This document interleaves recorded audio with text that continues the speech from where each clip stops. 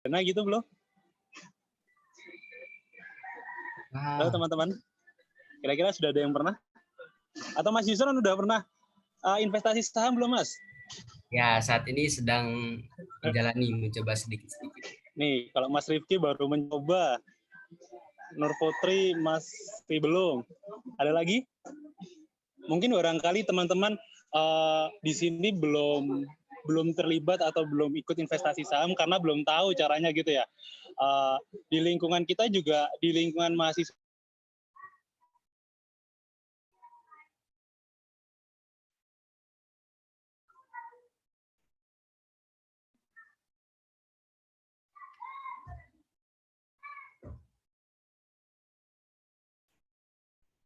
Halo, Bang Gali. Aduh, mohon maaf suaranya kemudian. Oh iya. Iya. Ya, kalau tadi Mas Yusron mengatakan bahwasanya belum pernah nih. Terus Mas Rifki juga belum. Mbak Nur Putri juga belum. Ada yang lain? Ada yang sudah pernah gitu atau pernah mendengar gitu. Sudah, Mas. Siapa nih yang jawab? Mas Raditya Septian. Sudah investasi sejak kapan, Mas? Sudah 2 tahun yang lalu, Mas. Sudah 2 tahun yang lalu. Investasinya saham atau reksadana, Mas? Saham, Mas. Atam dan Saham. Riz harga mati. Masya Allah. Antum dari kampus mana? Saya HI, Mas. HIUI. Oh, HIUI, Masya Allah. Ada lagi selain Mas Raditya Septian?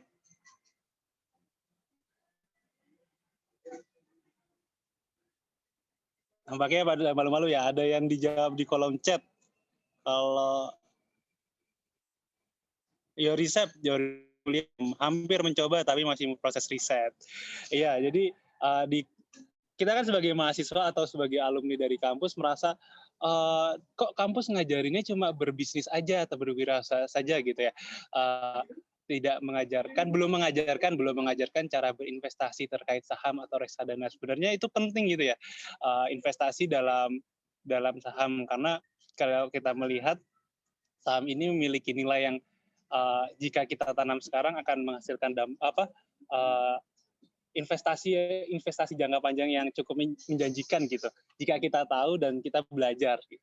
Mungkin ini merupakan awal bagi teman-teman yang baru mencoba dan menjadi pengingat kembali bagi teman-teman yang sudah pernah berinvestasi saham gitu. Selanjutnya nanti akan dijelaskan lebih detail oleh pemateri kita, pemateri yang sangat kece. Pemateri ini adalah dulu adalah dosen saya di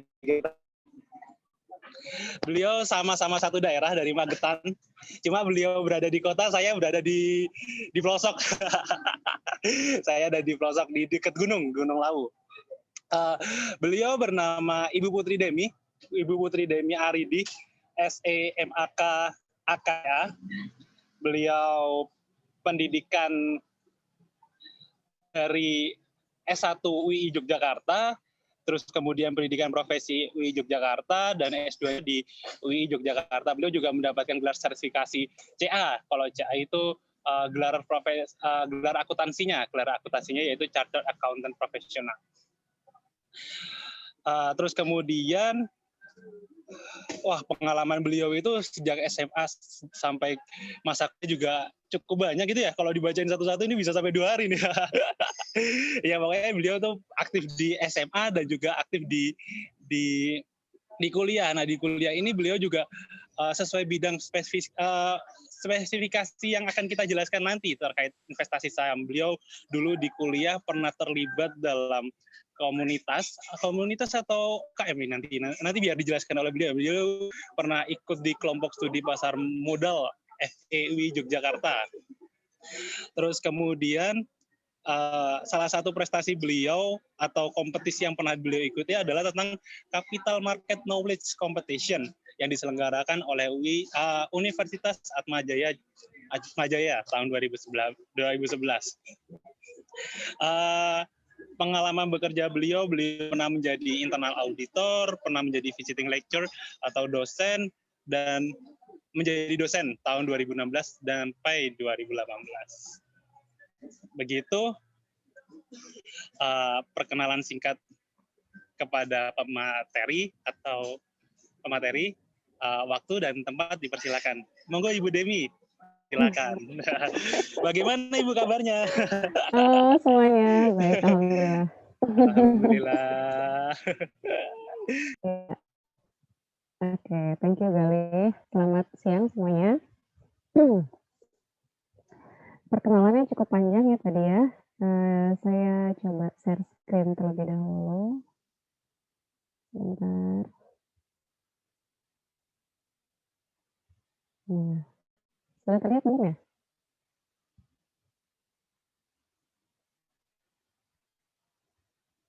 Nah, oke.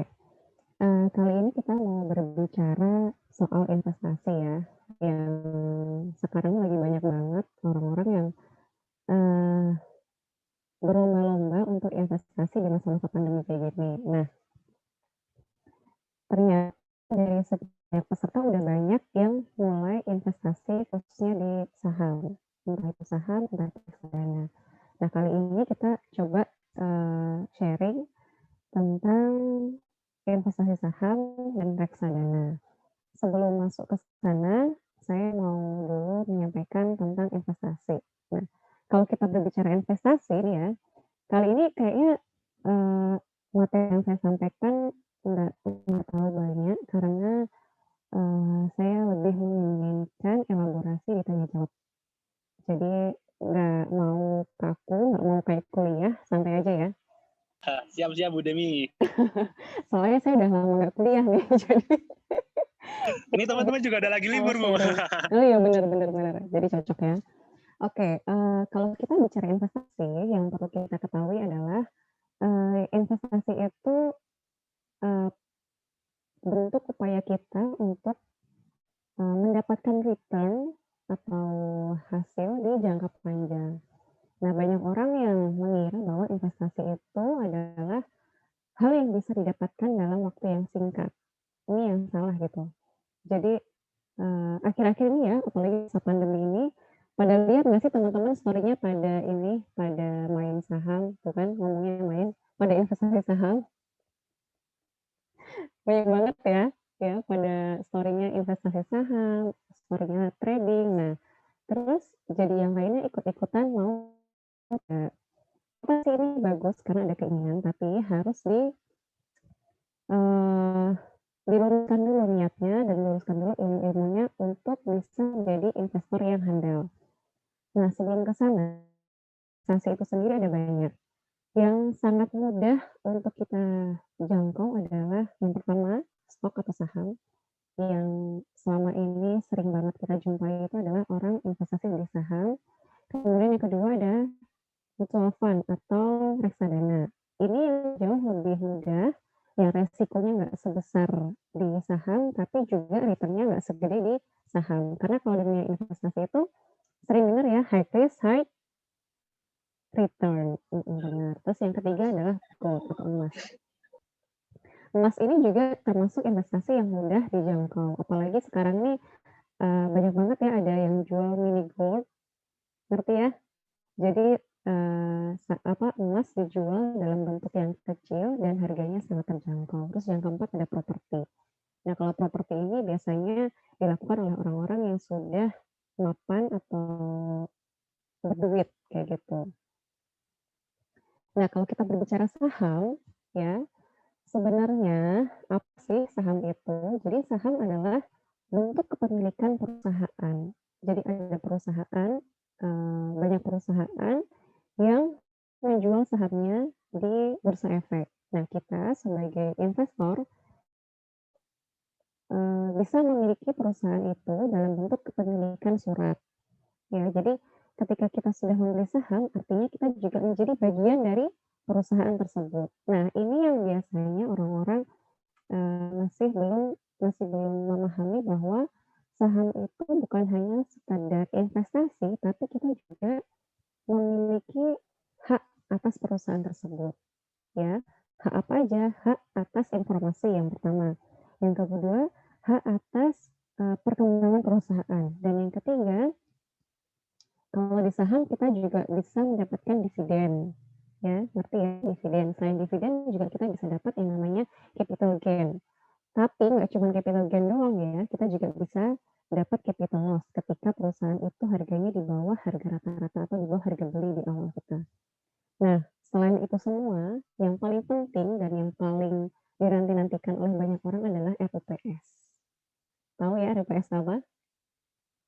Elik Rapat tahu nggak? rapat pemilik saham. Rapat Iya, Bu. umum Rapat umum rapat pemilik saham. rapat umum pemegang saham. Nah, sedikit bercerita, jadi saya pertama mengenal saham itu ketika duduk di bangku S1 ya, waktu itu bergabung dengan kelompok studi pasar modal. Di sana benar-benar belajar dari nol apa itu saham, apa itu investasi di saham, dan bagaimana proses yang terjadi di pasar modal itu sendiri. Nah, ketika di S1 itu karena sebenarnya ya kalau kita berbicara investasi, lebih baik itu ketika secara keuangan kita sudah struggle, baru bisa investasi. Kalau secara teori seperti itu ya. Tapi karena kita mahasiswa, tujuan utamanya sebenarnya bukan hanya melulu soal duit, tapi juga pengalaman. Nah, kalau di saham, itu tuh nggak cuma investasi titik, tapi juga ada proses belajar, yang itu jauh lebih penting dibandingkan duitnya. Kemudian, nah waktu kembali lagi di cerita S1 itu, waktu itu karena investasi bukan tujuan utama adalah belajar, saya bersama beberapa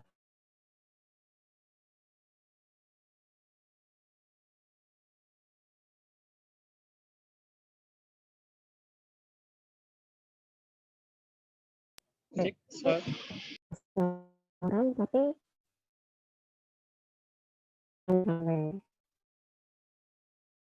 itu tips untuk mahasiswa yang mau investasi tapi hemat. Bisa didengar suaranya? Investasi hemat adalah dengan iuran bareng-bareng terus beli saham. Nah, waktu itu yang paling menyenangkan adalah kepemilikannya nggak banyak, cuma berapa lot doang. Tapi hal yang sangat menyenangkan adalah diundang untuk RUPS. Nah, tahu sendiri kan mahasiswa diundang ke hotel pakai baju keren. Kebayang ya waktu itu. Nah, sayangnya di era pandemi ini RUPS-nya tidak ditiadakan.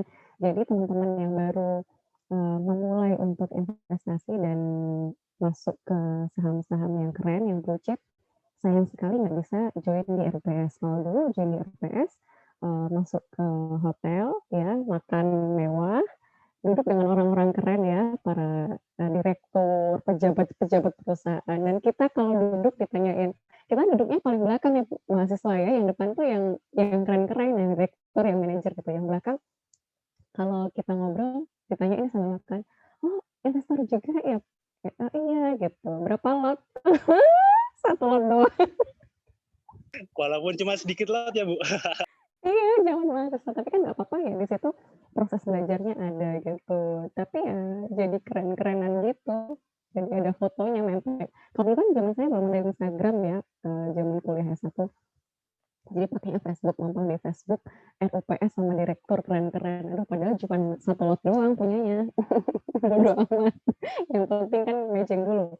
Nah, gitu. Dari situ mulai semakin paham bahwa sebenarnya saham itu ini loh punya prospek yang sangat bagus ke depannya. Jadi nggak cuma sekedar investasi, tapi proses belajar di dalamnya sangat banyak. Nah, ternyata dari Bursa Efek Indonesia, data yang saya dapatkan, per November 2020 itu jumlah investor sebesar 3.500.000 sekian. Banyak atau sedikit kira-kira? Sedikit kayaknya dari Sedikit. populasi. Nah, betul, sedikit banget. Walaupun kita, sedikit banget gitu. Walaupun kita lihat 3 juta ya, tapi kalau dibandingkan sama jumlah penduduk Indonesia yang 270 juta sekian, itu nggak ada apa-apanya. Jadi ini PR terbesar buat kita, apalagi anak-anak muda ya. Anak-anak muda itu punya yang namanya investasi terbesar dibandingkan orang-orang lain. Apa itu kira-kira? terbesar yang dimiliki anak muda yang tidak dimiliki orang lain adalah waktu, ya, usia. Jadi kalau misalkan boleh memilih ya, ketika usia muda ini gunakan untuk belajar investasi sebanyak-banyaknya karena itu akan menjadi bekal ketika nanti berkeluarga, bekal ketika nanti sudah menjadi seseorang yang punya posisi pengambil keputusan. Itu sangat berarti. Jadi dari sekarang yang masih muda sebisa mungkin memulai untuk investasi. Dan hari ini teman-teman yang bergabung untuk belajar bareng-bareng di sini berarti orang-orang terpilih untuk akhirnya nanti juga segera investasi yang belum. Kalau yang sudah tinggal melanjutkan.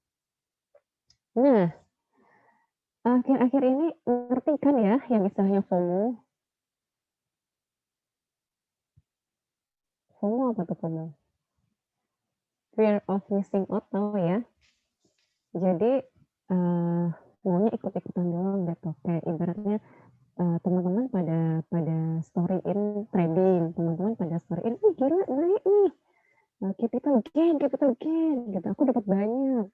Capital loss gimana dong? Aduh gimana ya? Harusnya gimana? Terus dia lihat story teman-temannya, wah ini kok dia mainnya saham dulu nih di story-nya gitu. Dia ikut-ikutan, nggak mau ketinggalan. Wah ini nggak mau ketinggalan, aku harus investasi juga, harus invest saham juga nih gitu. Nah orang-orang FOMO ini pada akhirnya susah untuk mengendalikan diri ya, mengendalikan diri untuk investasi dengan baik dan mengendalikan diri ketika menjadi investor. Banyak investor yang pada akhirnya gulung tikar, banyak investor yang akhirnya kapok karena apa? Karena di awal bekalnya belum begitu kuat gitu. Kayak orang jalan kepleset gitu ya. Kalau orang jalan kepleset, waktu kepleset dia nggak sadar, tapi kalau udah kepleset jatuh baru deh, aduh sakit gitu. Sama kayak orang main saham. Banyak banget yang karena FOMO ini dia ikut-ikutan ketika main, kok dia bisa sih dapat banyak banget, duitnya banyak, kok aku segini-gini aja malah akhirnya rugi gitu. Banyak yang kayak gitu juga. Karena apa? Karena FOMO itu tadi cuma ikut-ikutan gitu. Padahal temannya yang di sana, yang udah main dari lama, yang udah invest dari lama, udah tahu bagaimana sih sebenarnya investasi saham itu. Prosedurnya seperti apa, prosesnya bagaimana, dia sudah mengetahui.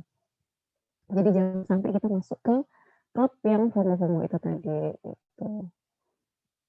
Kemudian untuk menghindari FOMO sebenarnya ada tips ketika kita mau investasi saham. Yang pertama adalah memilih produk yang sehari-hari kita pakai, produk yang dekat dengan kita.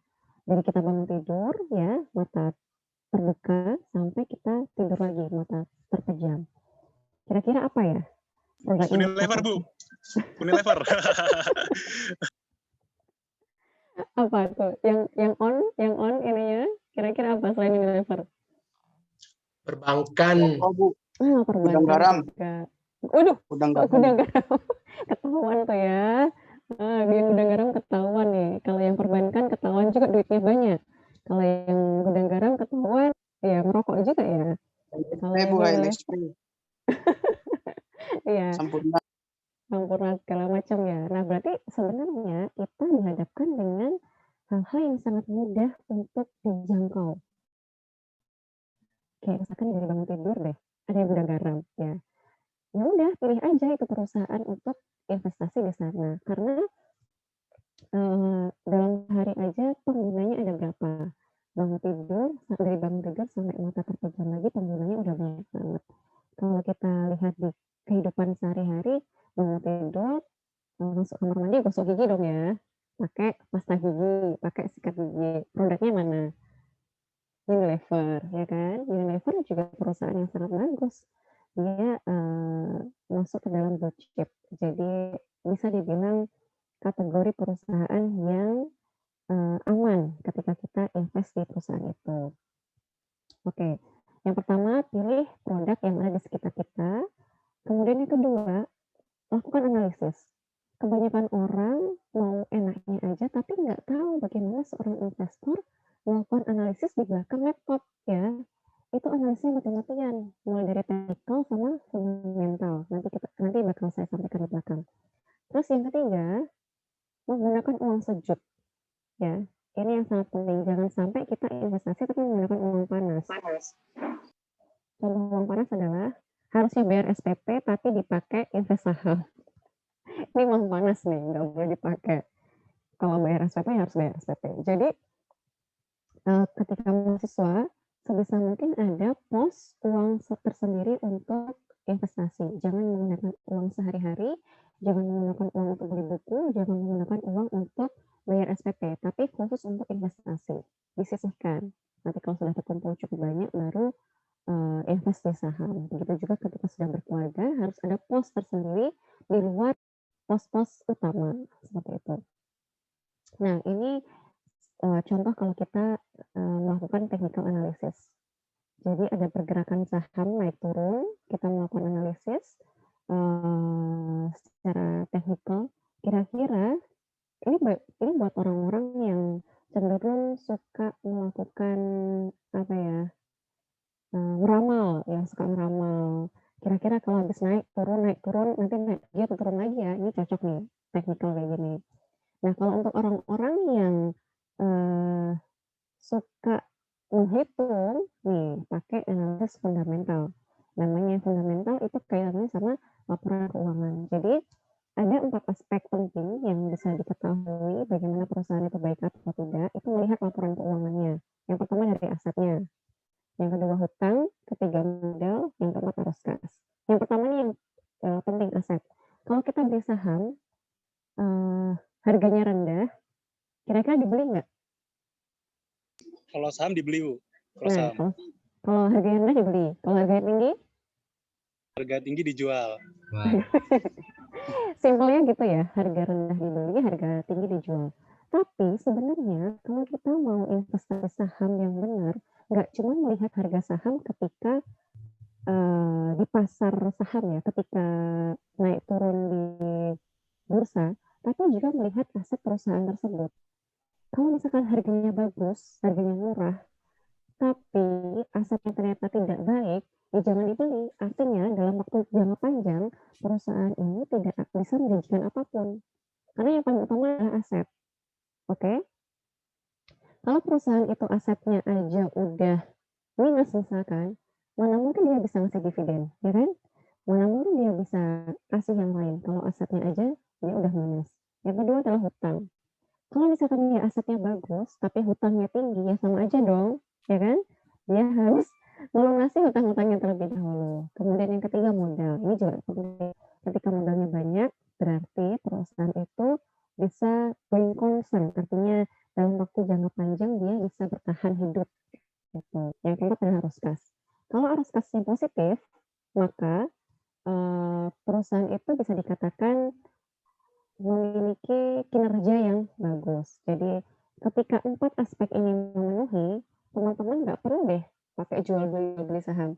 Udah holding fund aja, holding aset holding stok di ini aja, di perusahaan tertentu itu, misalkan Unilever deh. Ya udah berhenti aja di situ. Sampai berapa tahun, nanti baru kita lihat hasilnya berapa. Kalau 4 aspek ini terpenuhi syaratnya.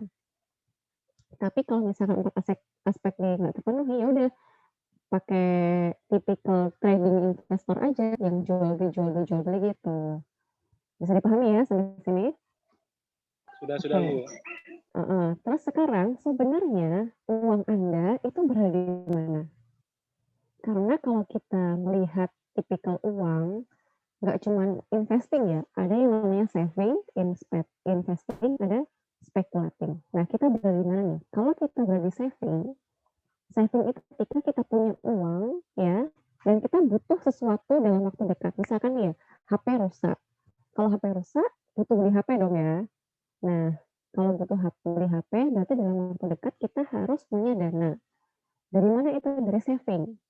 Jadi saving itu ketika kita ingin membeli sesuatu dalam waktu dekat, kemudian uang kita dialokasikan untuk membeli itu saving. Berbeda dengan investing.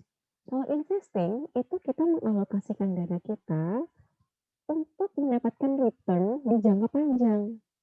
Jadi nggak cuma untuk beli barang ini, beli barang itu, tapi dalam jangka panjang. Yang ini biasanya orang tergelincir di sini, menyamakan antara saving sama investing. Terus yang ketiga, spekulatif. Ini yang parah nih. Dia nggak ngerti arahnya kemana, punya duit sih, tapi nggak ngerti harus gimana. Harusnya saving apa investing ya? Atau yang mana ya? Akhirnya ya udahlah ngikut aja, ikut yang lain Akhirnya yang mana konsumsi. konsumtif ya jadinya ya. Heeh, jadi dia nggak ngerti nih arahnya kemana, ikut-ikut yang lain. Nah, ini jadinya spekulating, ini yang tidak boleh. Karena kalau spekulating itu, secara secara secara ilmu dia belum dapat, secara pengalaman dia nggak dapat sama sekali, cuma main-main doang. Ya akhirnya itu main saham bukan investasi saham, gitu. Nah, yang paling parah yang ketiga ini, gambling. Gambling itu ketika dia udah nggak ngerti apa-apa, duitnya pas-pasan, ikut-ikutan lagi. Nah, itu parah tuh, ya kan? Lihat temennya duitnya banyak, dari saham, terus udah deh gambling aja, iya aku juga deh ikutan saham, ternyata dia cuma gambling, nggak ada belajar. Jadi yang paling penting adalah ketika mau investasi saham dan nggak gambling itu belajar dulu. Belajar tuh nggak cuma belajar secara ilmu ya, bisa juga dengan, bertanya ke teman, kemudian mengikuti webinar, mengikuti seminar seperti ini juga, kemudian juga bertanya dengan ahlinya, itu ada banyak cara. Nah, selain saham, yang jauh lebih aman adalah reksadana, gitu. Jadi kalau reksadana ini cenderung lebih aman dibandingkan dengan saham. Karena apa? Karena kalau reksadana itu bukan hanya kita yang mengelola, tapi kita sudah menyerahkan sepenuhnya kepada manajer investasi. Kira-kira sudah bisa dipahami belum ya perbedaan antara reksadana sama saham? Gimana Galih? Bisa dijelaskan Bu, soalnya kan ini semuanya tidak pesertanya tidak semua anak ekonomi Bu. Oke, ya. Saya sebenarnya lagi mencoba ini sih, mencoba apa namanya, nge-charge. Nah, kalau misalkan kita bilang reksadana ya, kayak ibaratnya, saya mengibaratkan kayak gini. Reksadana itu kan bentuk produk dari pasar modal, ya kan? Nah, kalau kita bilang pasar modal, sama aja kayak pasar pada umumnya. Orang tuh kan masih bingung ya, sebenarnya pasar modal itu isinya apa sih? Saham tuh kayak gimana sih? Apalagi itu reksadana. Jadi makin makin bingung dengan istilah-istilah karenanya kalau kita capital market, udah bayangan kita itu sama aja kayak pasar. Sekarang bayangkan kita berada dalam pasar, produknya banyak, ya kan? Di pasar tuh ada yang jual buah, ada yang jual sayur, ada yang jual lauk segala macam ada. Itu namanya pasar. Sama kayak di pasar modal.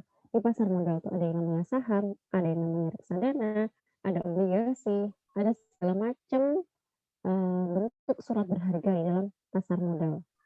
Nah, bedanya kalau pasar modal itu adalah bentuk kepemilikan. Contohnya adalah saham. Tadi ya, seperti yang saya jelaskan di awal, saham itu adalah bentuk kepemilikan kita terhadap perusahaan. Jadi kalau misalkan kita beli 1 lot gitu ya dalam perusahaan, 1 lot itu berarti 100 lembar. 1 lot artinya 100 lembar. Nah, per lembarnya itu bermacam-macam dari perusahaan. Misalkan kalau Unilever per lembarnya 7.000 sekian. Kalau misalkan kita beli yang lain udah garam atau apa gitu, masing-masing punya nilai sendiri, harganya masing-masing. Nah, kalau kita beli 1 lot saham, artinya harga tersebut dikali 100 lembar. Karena harga itu adalah harga per lembar. Oke? Nah, beda kalau reksadana. Reksadana itu ada reksadana saham, ada reksadana obligasi. Nah, kita fokus ke reksadana saham karena kita berbicara saham ya di awal. Kalau reksadana tuh ibaratnya kayak gini nih. Ini ada kita masuk ke dalam pasar, ya. Kalau reksadana saham berarti kita fokus masuk ke pasar buah, isinya semua buah, ya. Sama kayak di pasar modal berarti isinya semua saham. Kalau di pasar modal yang intinya adalah reksadana saham berarti semuanya isinya saham. Ingat semua isinya saham. Kalau di pasar buah semuanya isinya buah. Nah, buah itu ada macam-macam ya, ada buah apel, jeruk, pisang, semangka dan lain-lain. Kalau kita beli saham, artinya kita beli 1 buah, beli 2 buah, beli 3 buah dengan beragam jenis buah itu bebas pilihan kita. Kalau kita invest saham. Tapi kalau kita invest reksadana, dalam satu reksadana itu ada banyak produk. Jadi di reksadana saham itu sudah ada Unilever, sudah ada gudang garam, sudah ada perbankan, sudah ada apalagi ya, Antam. Indofood. Nah, sudah ada lagi Indofood tuh, siapa yang makan Indomie hari ini? Itu, pokoknya di reksadana itu semuanya udah ada jadi satu, kita nggak perlu repot milih-milih. Beda kalau saham kita pilih sendiri nih, kita mau beli apa ya sahamnya, Unilever, oh ya udah kita beli Unilever berapa lot. Kita mau beli apa lagi? Gudang garam berapa lot. Kita beli Antam berapa lot. Tapi kalau di reksadana kita bisa beli dalam jumlah banyak, dalam jumlah beragam, sedikit-sedikit gitu. Ibarat kata kita mau bikin rujak gitu ya.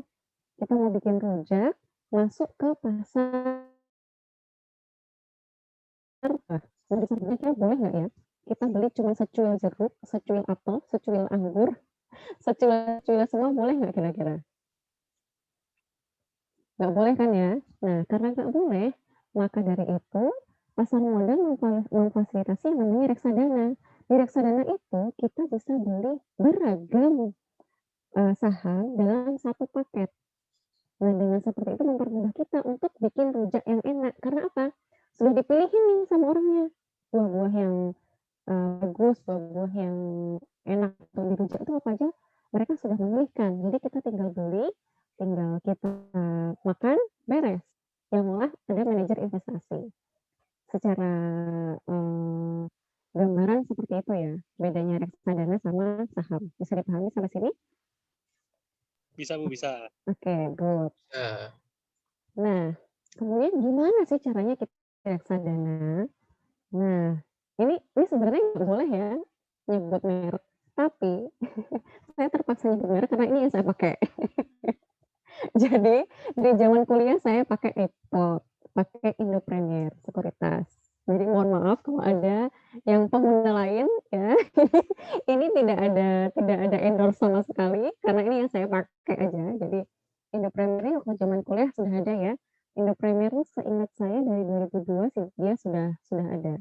Dan kalau menurut saya sih gampang untuk dipelajari, gampang untuk dipakai.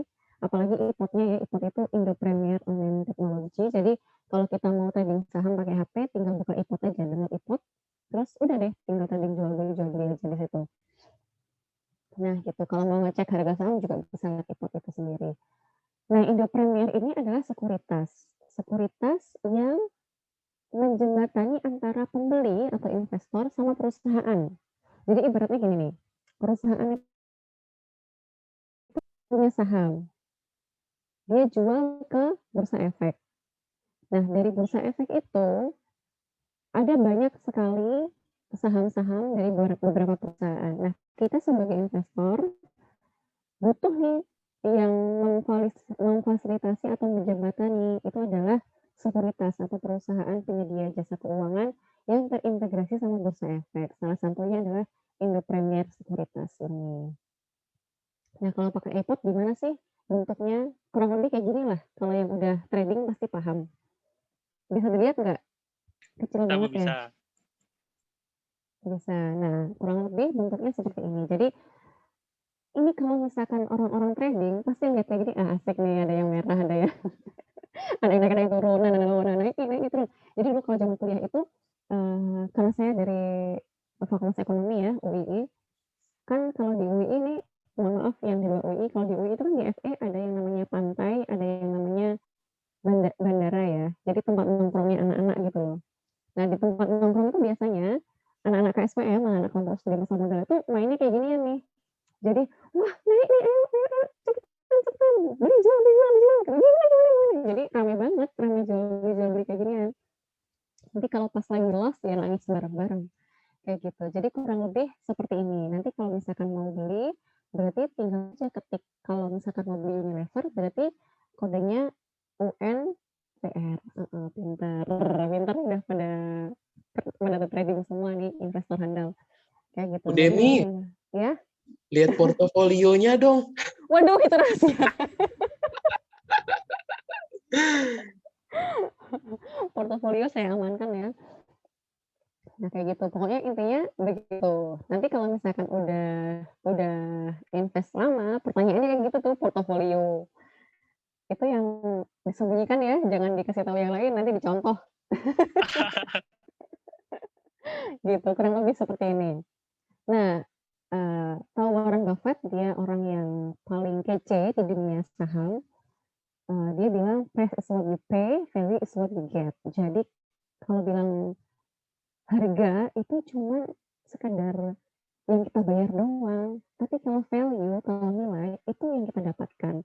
Nah, kalau di saham itu, kita harus meluruskan mindset juga nih. Sebenarnya duit itu ya cuman apa yang kita dapat sama apa yang kita kasih aja. Tapi kalau value dalam investasi, itu sangat berharga.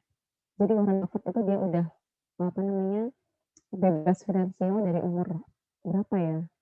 Saya lupa pasti umurnya, tapi yang jelas beliau bisa menikmati hidup tanpa kerja, tanpa ngapa-ngapain, cuma dari saham doang. Yang ini orang-orang berlomba-lomba mengejar itu, tapi nggak melihat bagaimana perjuangan si Warren Buffett. Warren Buffett itu orang yang sangat strategik, orang yang kuat akan nilai, dan sangat konsisten. Konsisten ini yang kadang orang-orang investor pemula itu biasanya kurang bisa mendapatkan. Ketika dia beli, kemudian harganya naik, udah deh tuh, buru-buru mau ngejual. Ntar kalau udah kejual, ternyata harganya naik lagi. Ya, nyesel deh. Kenapa dijual kemarin? Kalau gitu dijualnya ini dulu deh, jangan sekarang. Kayak gitu kan? Rata-rata Nafsu, gitu. nafsu. Beli nafsu doang. Jadi itu yang bikin para investor zaman sekarang itu pada akhirnya banyak yang kapok, tanda kutip kapok ya, udah nggak mau lagi yang namanya invest. Karena itu, karena dia nggak konsisten, kemudian main itu doang, nafsu doang. Jadi ketika udah tinggi ya udah jual. Nanti giliran naik lagi nyesel kayak gitu ya. Begitu, kurang lebih seperti itu. Nah, sekarang adalah saatnya untuk melakukan. Jadi kalau kita ngomong teori, ya, yang namanya saham itu sebenarnya simple. Yang perlu dipahami adalah yang pertama, saham itu surat kepemilikan. Jadi kita juga ketika kita invest saham, nggak cuma invest, tapi kita juga menjadi pemilik dalam perusahaan tersebut. Bisa nih sok-sokan ketika deketin cewek apa gimana. Aku tuh yang punya perusahaan itu. Cuma satu lot doang tapi.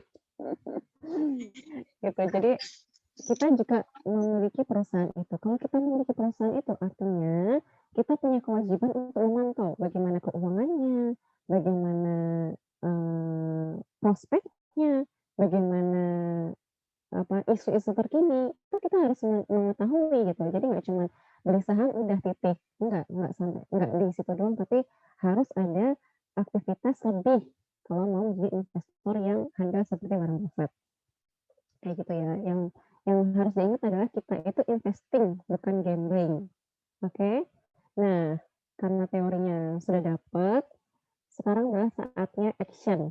Jadi, saya diminta sama panitia untuk memberikan tantangan kepada teman-teman peserta untuk trading ya, untuk mulai investasi di saham. Nggak usah khawatir, karena investasi saham itu sangat risiko. Ada sekuritas yang tidak ada minimal invest, jadi mau berapapun boleh. Ada yang minimal 100.000, jadi tergantung pilihan kita dan bisa apa namanya memulai investasi, belajar langsung investasi. Kalaupun ternyata akhirnya loss, ya anggap 100.000 itu adalah proses belajar, ya. Karena dari belajar 100.000 itu nanti kalian bisa dapatkan berkali-kali lipat kalau akhirnya gain. Kalaupun enggak gain, ilmu itu jauh lebih berharga daripada sekedar duit, gitu. Jangan lupa nanti dibikin story ya, biar keren kayak teman-teman yang lain.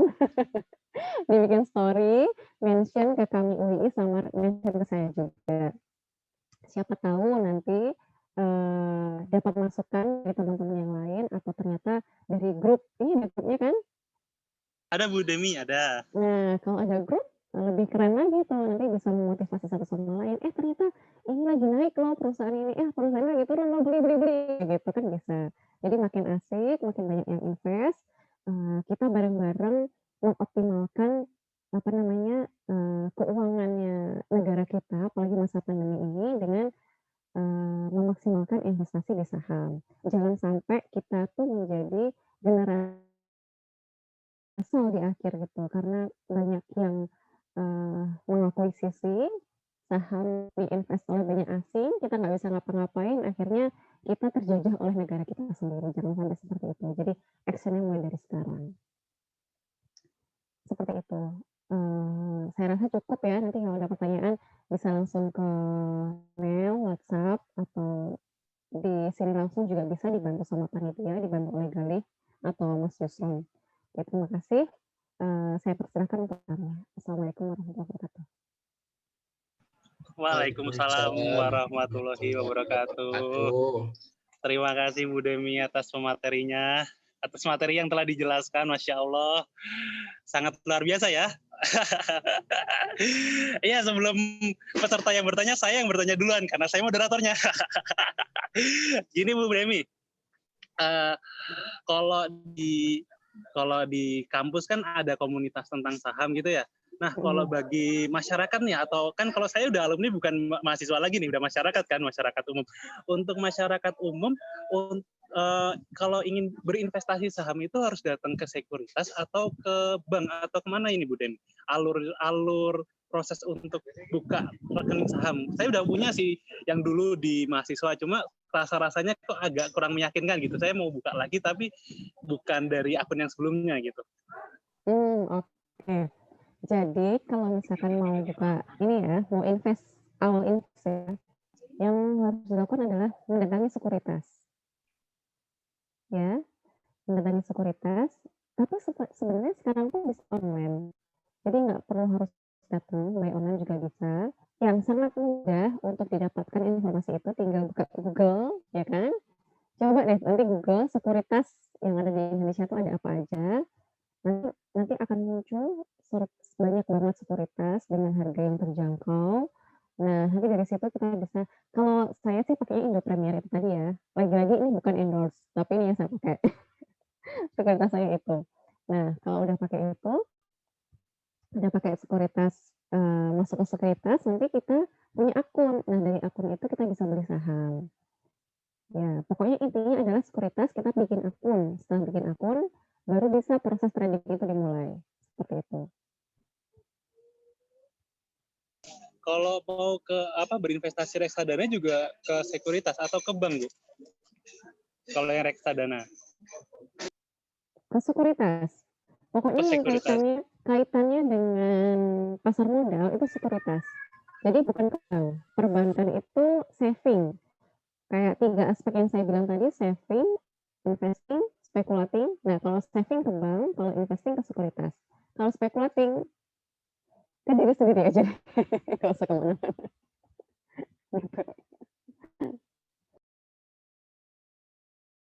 Cukup. Dari saya cukup. Dari peserta mungkin kayaknya ini bakal banyak nih yang bertanya. Ya, silakan.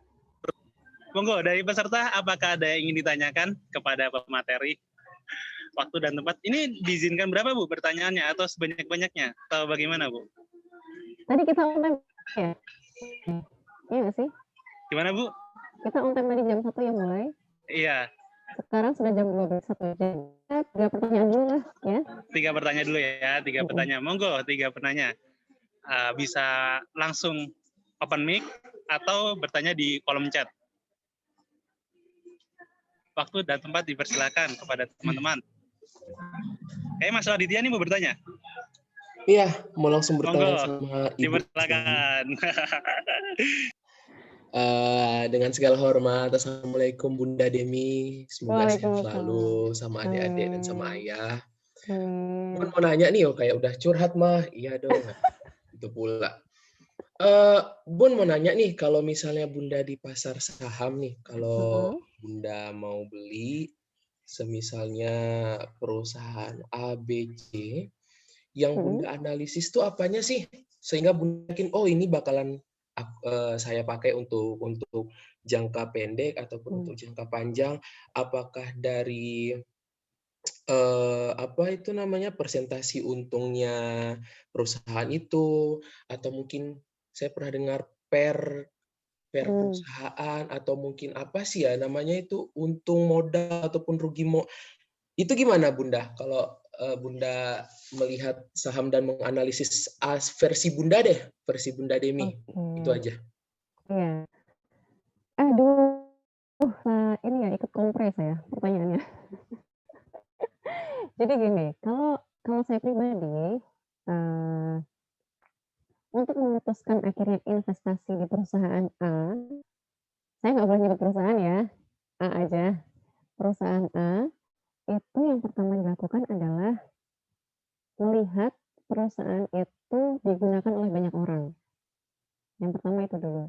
Jadi secara kasat mata memang perusahaan itu memproduksi barang yang premier, dibutuhkan oleh orang banyak.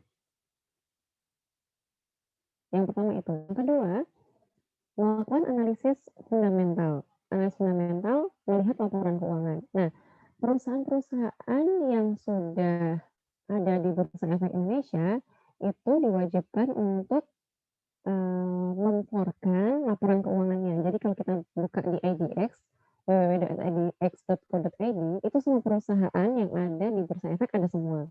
Nah, dari situ kita lihat tuh, sebenarnya perusahaan ini bagus nggak ya? Itu dari asetnya.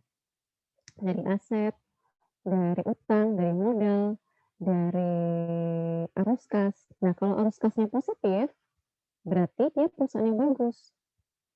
Kalau saya sih lebih ke arus kas ya daripada ke aset, modal, dan hutang. Walaupun itu juga penting, tapi kalau arus kas positif itu insya Allah berarti perjalanan perusahaannya kan jalan terus ya, ada terus gitu pergerakannya. Itu yang pertama. Yang kedua, nah kalau bilang analisis mendalam ya, itu kalau saya sampaikan di sini karena KS. Panjang kali lebar. Jadi ada yang namanya rasio keuangan. Ada rasio lancar. Rasio likuiditas ya, rasio ekuitas. Jadi perusahaan itu ada banyak. Ditambah lagi kalau kita mau benar-benar menghitung itu adanya EPS, earning per share. Jadi bagaimana sih kinerja perusahaan itu terhadap saham yang dikeluarkan itu kita bisa melakukan analisis. Kalau itu udah dapat semuanya, seperti yang saya bilang, nggak usah deh trading jual beli, udah hold aja di situ sampai berapa tahun nanti bisa dapat berkali-kali lipat. Tapi lagi-lagi ini nggak bisa jadi acuan karena ada juga dari tahun berapa dulu yang harganya sampai 8.000, sekarang 100 rupiah pun nggak ada. Jadi nggak bisa menjadi patokan. Maksud saya nggak bisa analisis fundamental aja itu jadi patokan. Jadi ada banyak aspek termasuk di dalamnya itu orang-orang yang ada di perusahaan siapa aja. Misalkan direkturnya siapa, manajernya siapa, apakah ini orang-orang yang berkompeten atau tidak. Karena orang-orang di dalam perusahaan itu juga akan mempengaruhi bagaimana kinerja perusahaan jangka panjang gitu. Jadi ada banyak sekali aspek yang harus kita gali. Kalau mau hold dalam jangka panjang, nggak ngapa-ngapain, nggak trading, ya udah itu aja gitu. Dividen ngalir terus. Nanti tiba-tiba 5 tahun aja deh, udah dapat berapa gitu kan. Beda kalau trading. Kalau trading kan hari ini beli deh harga misalkan 3.000. Oh, ternyata besok udah jadi 5.500, jual. Dapat untung kan, capital gain. Terus ternyata nanti semakin ke sana harganya naik lagi atau turun lagi. Kalau misalkan bicara trading ya berarti harus pintar-pintar jual beli itu tadi. Nah, kalau buat orang yang sibuk, orang-orang yang punya fokus hal lain, baiknya memang hold aja sih daripada trading. Kalau saya seperti itu. Gitu Radit. Terima kasih Bunda Demi. Sama-sama. Ada pertanyaan lagi, Mas Radit atau cukup? Sebenarnya masih banyak sih Mas, nanti kami personal chat aja. Ya tadi sudah di share screen ya terkait informasi, jika teman-teman ada informasi yang ditanyakan lebih dalam atau lebih in-depth tidak di ruang forum ini kurang dapat space waktunya, nanti bisa personal chat kepada beliau. Terima kasih Mas Gali. Gitu. Ini Bu, ada pertanyaan lagi melalui kolom chat.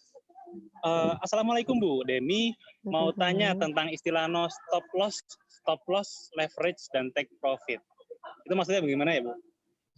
Dari Santi Pratiwi. Pertanyaannya di mana, di chat ya? Saya buka ya. Iya Bu. Oh, ini tanya tentang istilah no stop loss.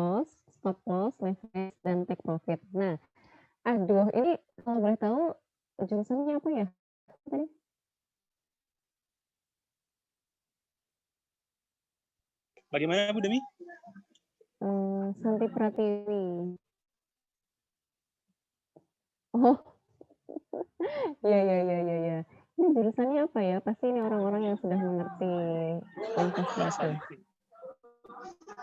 Jadi kalau kita berbicara no stop loss, kemudian stop loss, leverage, dan take profit, ini kaitannya sama kalau kita jadi investor yang trading, ya. Kalau kita trading, kita akan mengenal istilah-istilah ini. Jadi kalau misalkan take profit, berarti ya udah kalau misalkan kita mau take profit cepet, ya berarti ketika harganya naik, kita jual aja itu saham kita. Jadi kita take profitnya segera, dalam waktu singkat kita bisa take profit. Tapi kalau saya pribadi sih saya lebih cenderung ke hold. Jadi kalau misalkan saya invest, lebih baik saya hold aja di perusahaan itu, kemudian saya tunggu berapa tahun ke depan. Jadi nggak perlu trading. Tapi kalau kita berbicara take profit, ya itu tadi harus cepat untuk melakukan proses jual beli kayak gitu. Dan kalau take profit itu biasanya tidak menjual sepenuhnya ya. Kalau misalkan kita punya sekian lot dalam perusahaan A, berarti kalau mau take profit ya harusnya dari sebagian perusahaan itu, dari sebagian lot yang kita miliki itu kita jual, sebagiannya lagi kita hold. Nanti ketika naik lagi, take profit lagi, naik lagi take profit lagi gitu. Jadi proses jual beli take profitnya di situ. Kalau mau stop loss sama stop loss itu berarti kebalikannya. Kalau misalkan dia nggak mau rugi, ya artinya di hold dulu. Tapi nanti ketika harganya rendah, dia langsung membeli, beli sebanyak-banyaknya untuk dijual dan mendapatkan profit sebanyak-banyaknya. Intinya di situ. Tapi kalau untuk perhitungan, saya rasa harus ada forum tersendiri ya, karena ini butuh waktu yang panjang untuk menerangkan secara perhitungan dan butuh papan tulis kayak kuliah. Cukup Bu Demi? Iya, saya rasa kalau untuk pengertian secara detail bisa WhatsApp saya atau nanti kita bikin forum tersendiri. Sepertinya begitu ya kali ya. Karena panjang itu nanti kalau menjelaskan. 3 SKS ya Bu? Iya, 6 SKS. 6 SKS malahan.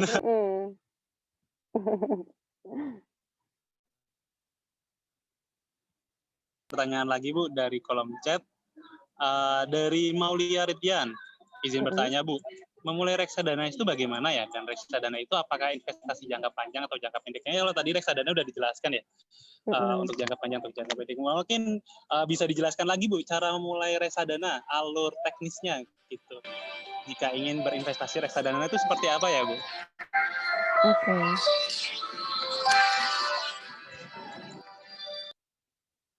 Jadi kalau kita bicara reksadana seperti yang saya sampaikan ya, kita beli banyak produk dalam satu tempat, ya itu reksadana. Jadi kita bisa punya banyak perusahaan dalam jumlah yang sedikit, tapi banyak, itu reksadana. Nah kalau bagaimana caranya sebenarnya nggak beda jauh sama sama saham. Cuman yang membedakan adalah ketika kita invest di reksadana itu udah ada yang ngurus, kita nggak perlu repot gitu loh. Ya udah tinggal kita pilih aja mana yang terpercaya. Nanti ada yang namanya manajer investasi yang melakukan proses jual beli, ada yang menganalisis, ada yang melakukan proses di dalam reksadana itu sendiri. Ada tim khusus di sekuritas yang ngurusin reksadana kita. Jadi kita nggak perlu repot.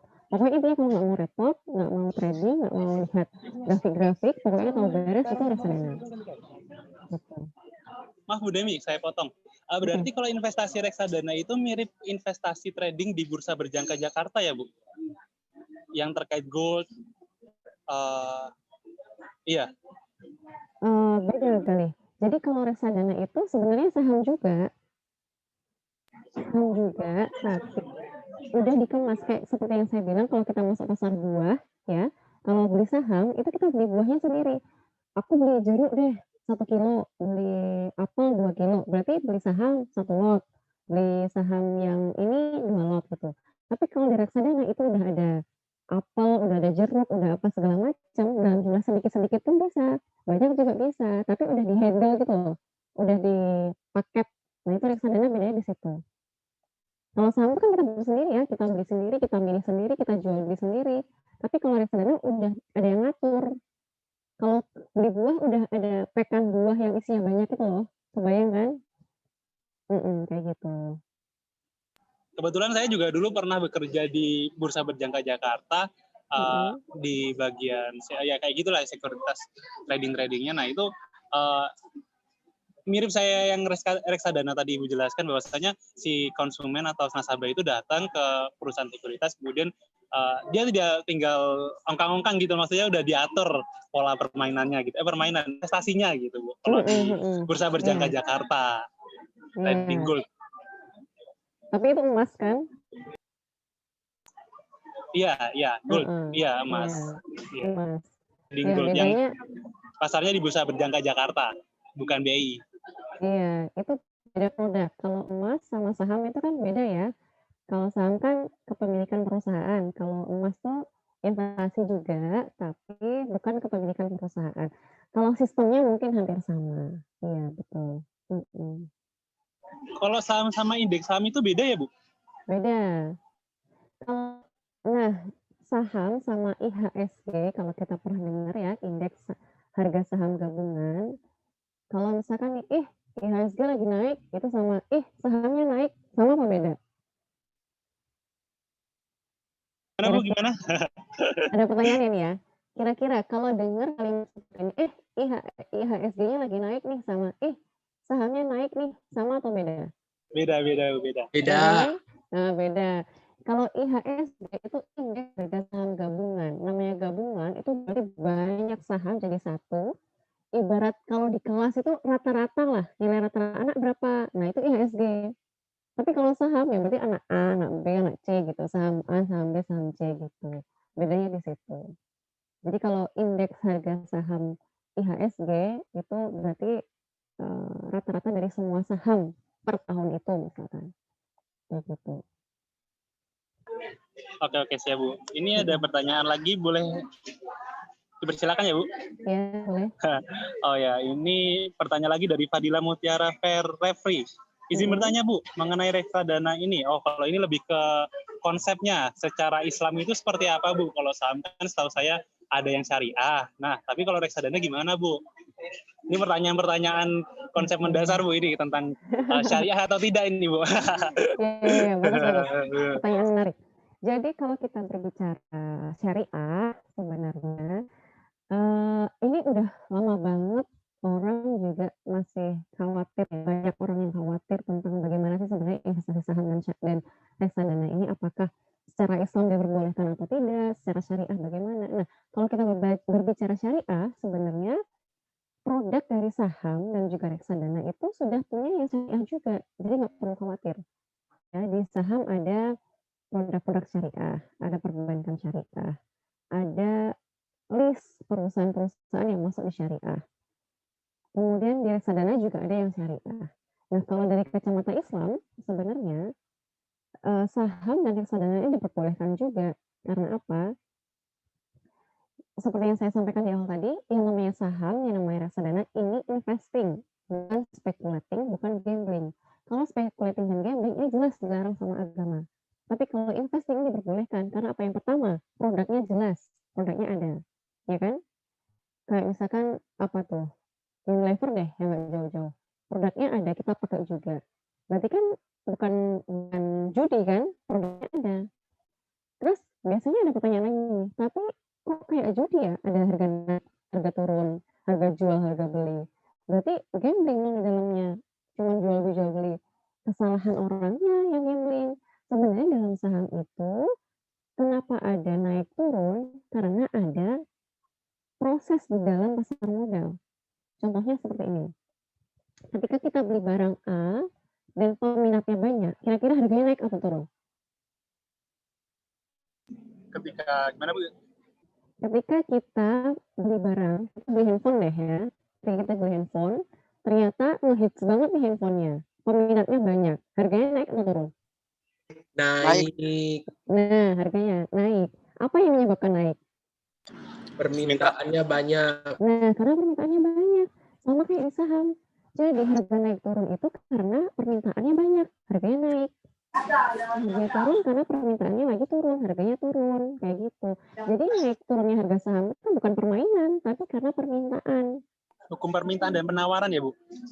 Iya, Nickel Finance ya. Seperti itu kurang lebih. Ya, jadi secara Islam diperbolehkan, produk syariah juga sudah ada. Jadi pasar modal memfasilitasi produk-produk syariah. Seperti itu. Cukup, Ibu? Ya.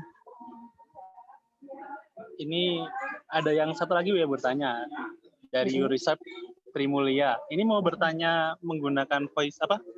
Menggunakan suara atau menggunakan kolom chat, Mas Yurisap? Menggunakan suara saja, Mas. Oke, bisa open cam dan open mic ya, biar ada interaksi. Ya, monggo dipersilakan. Bentar. Oke, assalamualaikum warahmatullahi wabarakatuh. Waalaikumsalam. Ibu Putri, apa kabar? Nih kebetulan saya juga nggak kenal-kenal banget sih. Ya, mulai dari sekarang ini nanti bisa kenalan, Bos. Jadi gini, Bu, ini sebenarnya saya kan apa ya, untuk ikut di webinar ini sebenarnya saya udah riset banget sih. Jadi emang kebetulan juga kerja kan, jadi emang udah ada penghasilan dan memang pengen apa ya, ke depannya atau jangka panjangnya itu punya benefit lah tanpa kita harus bekerja sangat maksimal gitu kan. Nah, dan sebenarnya tadi pertanyaan-pertanyaan saya juga sudah dijawab sih.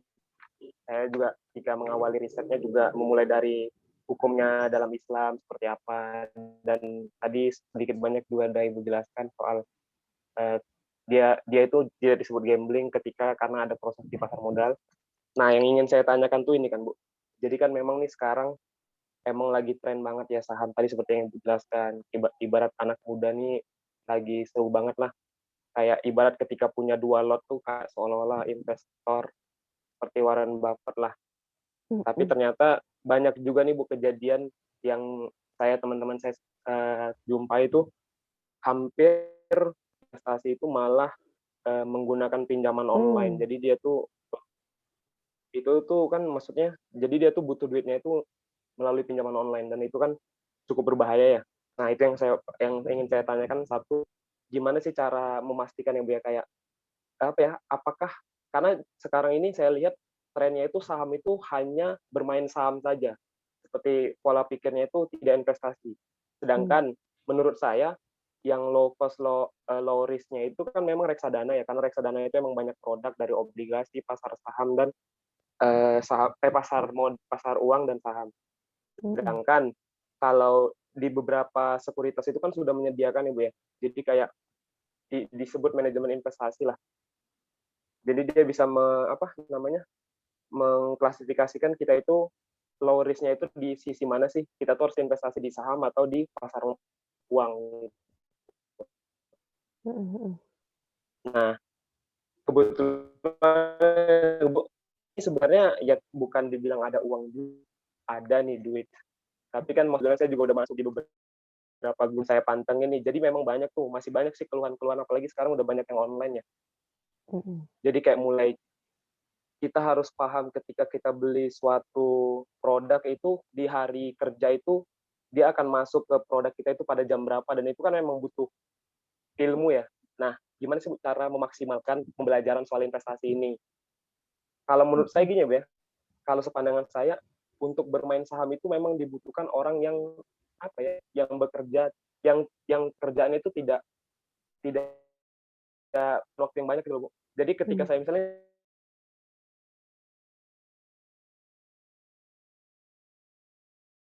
hari ini seperti apa, naik apa turun, saya harus menjual apa membeli. Sepertinya saya tidak ada waktu sih, Bu, untuk itu. Dan karena saya lihat tuh teman-teman saya yang main, yang ibarat mereka menyebut diri mereka trader lah sekarang. Padahal harusnya kan disebutnya investor ya. Nah, itu mereka benar-benar mantengin dari grafik dan segala macam. Walaupun saya jurusan statistika, tapi saya juga nggak apa-apa.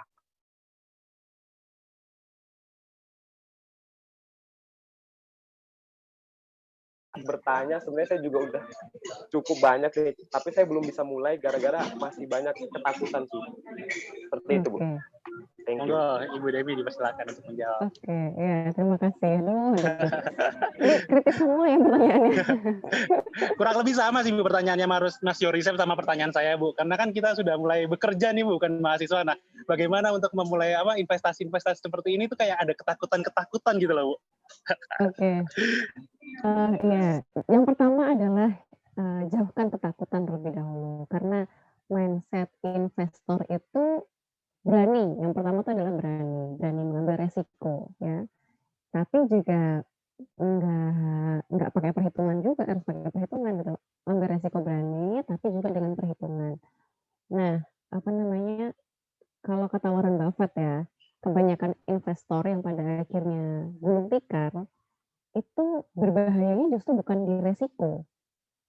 Ya, berbahaya bukan di resiko, tapi di kontrol diri. Jadi kalau kita berbicara saham, investasi, berbicara investor, itu tuh ada kaitannya sama psikologi, tentang psikologi investor ya seperti apa gitu.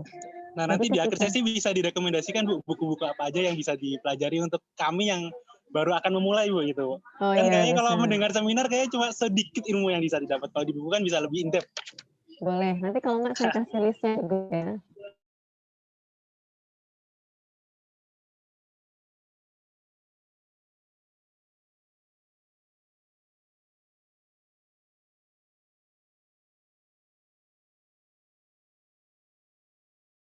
Itu bukan karena resiko yang besar di saham, tapi karena kurangnya pengendalian diri.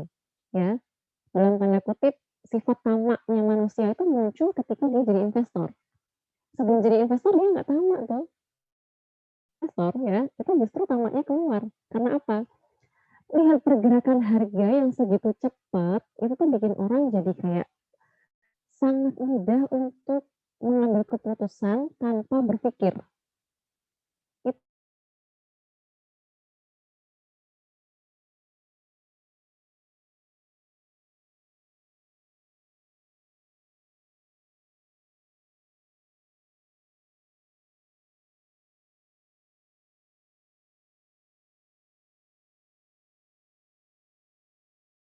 Investasi itu jangan sampai kita menggunakan uang pinjaman, apalagi pinjaman online. Tahu sendiri kan pinjaman online kayak gimana? Udah ada ribanya, udah ada bunganya, udah lagi malunya, ya kan? Karena banyak banget orang yang belum siap investasi tapi secara instan dia mau siap gitu. Itu yang nggak baik, itu yang nggak benar. Makanya saya bilang di awal sebenarnya investasi ini buat orang-orang yang sudah struggle secara ekonomi, secara keuangan mereka sudah punya pos-pos sendiri, pos untuk kebutuhan sehari-hari, pos untuk kesehatan, bahkan pos dana darurat harus udah ada sebelum investasi sebenarnya. Tapi kalau berbicara mahasiswa untuk belajar, nggak masalah, nggak apa-apa. Justru ada keinginan untuk belajar investasi itu bagus. Ya, jangan banyak-banyak dulu. Dengan jumlah yang minimal nanti belajar kalau untuk mahasiswa. Tapi kalau sampai pinjam duit, jangan sampai. Ya. Dan yang lebih parah lagi adalah saya pernah lihat itu ada investor jual saham di marketplace. Aduh, gimana coba? Ya masa jual sahamnya di marketplace, padahal kan kita udah punya tuh pasar saham, ya kan? Jual belinya di sana bukan di marketplace. Itu karena apa? Karena kesiapan yang kurang, tapi secara instan mau siap. Jadi ya itu tadi secara psikologis dia belum siap. Akhirnya banyak hal-hal yang uncontrol sehingga efeknya sangat panjang. Dan efek paling berat adalah kapok. Kalau kapok diri sendiri nggak apa-apa. Kapok terus bilang ke orang lain, ngapain main saham, ngapain investasi saham, saya aja rugi gitu. Itu nggak baik akhirnya karena kurang kesiapan itu tadi. Gitu. Kurang lebih seperti itu. Sangat informatif sekali ya Bu, informatif sekali informasinya. Dua penanya lagi mungkin bisa Bu? Kita batasi diskusinya sampai jam 3. Oke, terakhir dua ya, dua pertanyaan terakhir ya. Kalau saya sudah banyak soalnya. Kayak kalau berdiskusi tentang literasi saham dan reksadana nggak cukup untuk 3 jam, butuh 2 hari atau menginap mungkin. Sesi lanjutan. Monggo Gitu. dipersilakan untuk bertanya. Ini ada pertanyaan dari kolom chat dari Irma Kodarsi, PD Cilegon, Banten. Izin bertanya, Bu. Saya background-nya dari teknik kimia nih, dan masih bunta tentang saham dan reksadana. Nah, beliau bertanya, contoh reksadana atau investasi saham di zaman Nabi atau sahabat itu seperti